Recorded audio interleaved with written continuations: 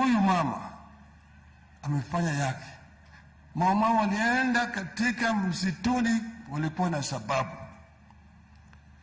Kiko mambo ya vita iko mara mbili. There's two types of violence. Bwana Mandela, Nelson Mandela alipokuwa anashtakiwa kule mahakamani ya Afrika Kusini, alipokuwa anajitetea katika mahakama ya Rivonia, alisema mimi sipendi mambo ya I detest violence because violence begets violence. There are two types of violence. There is what you call oppressive violence, that the violence which the system uses against the people. And then there's another type of violence that is called defensive violence.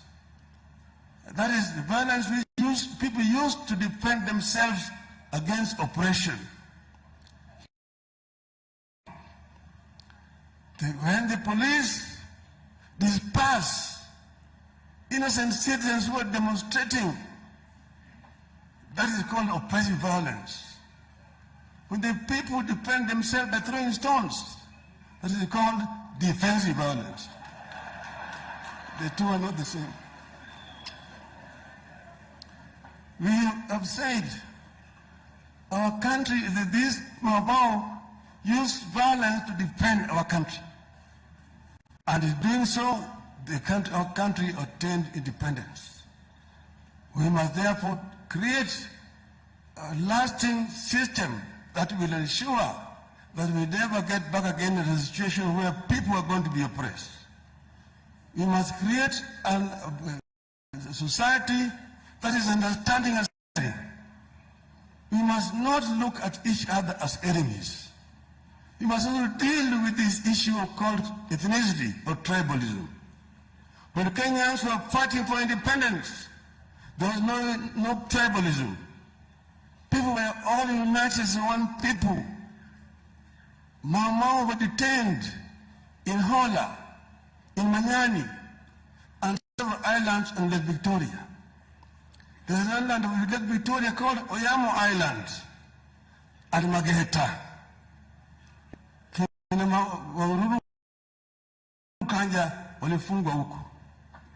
Walikuwa wanatolewa asubuhi, wanaletwa kufanya kazi kwa barabara, jioni wanarudishwa huko.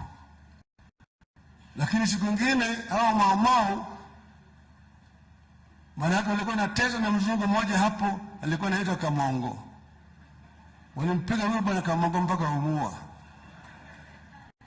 Sasa serikali ikaleta maaskari wanatafuta hao watu huku kwetu. Ndege ilikuja, alafu nasema katika redio ati Mkikuyu, Mberu na Mwembu ni watu hatari. Ukiona mmoja kuja karibu, piga ripoti kwa polisi mara moja. Hii ilikuwa poroja ya wabeberu. Lakini wale wapigania uhuru waliwaambia wananchi kwamba Wakikuyu ni watu wetu. Walisaidiwa mpaka wakapita, mpaka waingie kule Uganda wakaenda. Wakati